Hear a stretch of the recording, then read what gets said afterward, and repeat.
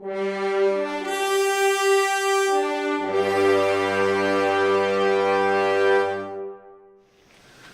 name is Brian Goodnight.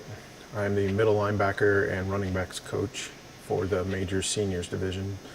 I help out with the minors on occasion so they can see who they're going to get handed off to. My son and I, since fifth grade, had been going through the Boys and Girls Club system together, and I wanted him to be involved with something, not burn his brain out on video games every day, and wanted him to be active. And he and I signed up at Boys and Girls Club his fifth grade year, and we went 4 years there. And I was an assistant coach for 2 years and a head coach for 2 years, and had some success. Had taken my lumps the last 2 years I was there pretty hard. Didn't win one game, so it was a little bit of a rough ride. But one of the coaches I coached with was Dean Cermelli, and he's the one that told me about the Argonauts and the NYS League, and it was just starting, I guess, when they got involved. So I think the thing that makes the club so special is the organization behind it.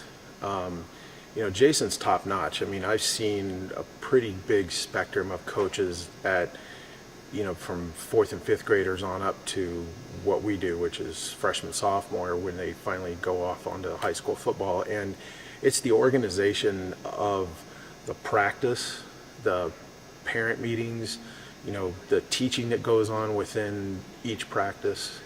The intensity of game time is like no other of any other team I've coached on. I think that intensity in what way? Intensity of the coaches really being dialed in and knowing what they're doing. It's not so much, hey, I'm a dad and I'm just going to do this because there's nobody else to coach. It's guys that really love football. Jason has a very rich family history of football, and he brings a lot of that. He takes a lot of pride in that, bringing that to the field. So during a game time call, it's not going to be, I guess we'll run this play. I mean, he's already 4 plays ahead knowing what he's going to do. And I think that really ropes in a lot of the parents to go, just that whole organized feeling of, hey, my kid should be here. Look how good these kids are. Yeah. Because as you well know, though, as good as we do and all that, there's the target on the back of the Argos no matter where we play. We're the team to beat. So. Why do you think that is? Because we're that good, I think, above and beyond everybody else. That, I've heard coaches say and parents say that they gauge how well they play against us, how successful their season is. Even if they don't beat us, hey, we scored against the Argos. This past fall we had a 7th, 8th grade competitive team, and there was 3 different teams that because they scored against us, they had improved from last year. It's like a journey. You start any football season like a journey. So, like you said, it could be a beginner player. He steps on that field the first day. He's scared. He's probably doesn't know what to expect. He might be shaking a little. And then by that last practice, right before that last game, and even after that last game, he's probably come further in that season in maturity and realizing his own potential than he did, I would say even the last couple of years maybe. And it all has to do with the age. When they're little, it's just something fun, but you get those kids up into, I'm seeing it now in the fifth and sixth grade even, but more so 7th and 8th grades where they really start to, you see a lot of kids develop into young men going through this program. And I think it's definitely a rite of passage. Discipline is something we all have to have in our life on some level, in some way.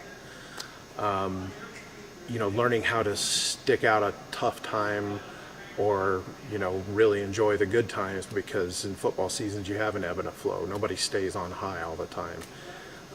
As a professional, you're expected to, but, at this level, you really learn how to pick yourself up and sustain the good times longer rather than have such a roller coaster ride. So I think those are 2 key aspects in life that they learn, to apply it and go, well, they got to draw an analogy somewhere. So I think they can really apply those 2 to their life specifically.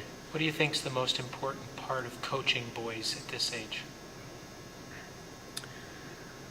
Communication. You have to definitely know your audience, and by that I mean,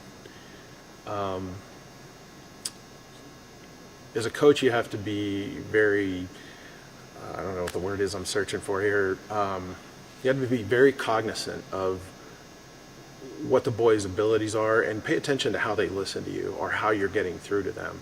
Because you can be the best coach in the world, but if you don't know how to talk to that player and reach him on his level, he's never going to listen to you and learn.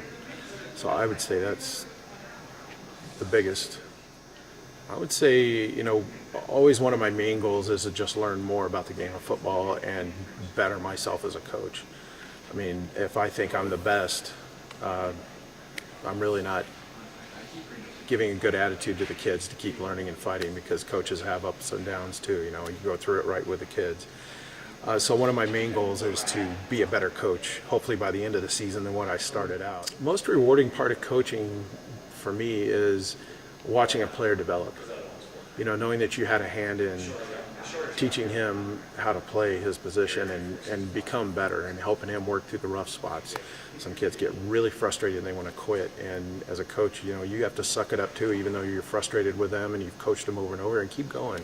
Learn how to change your tactics. So it's always very rewarding to watch them shine as a player, because on the other side of that, it lends itself to really seeing how they develop as a young man and how they've started to handle things in general about themselves. It bleeds over from the football field big time, and that's a lot of fun to watch. See the personalities grow along with the football skill.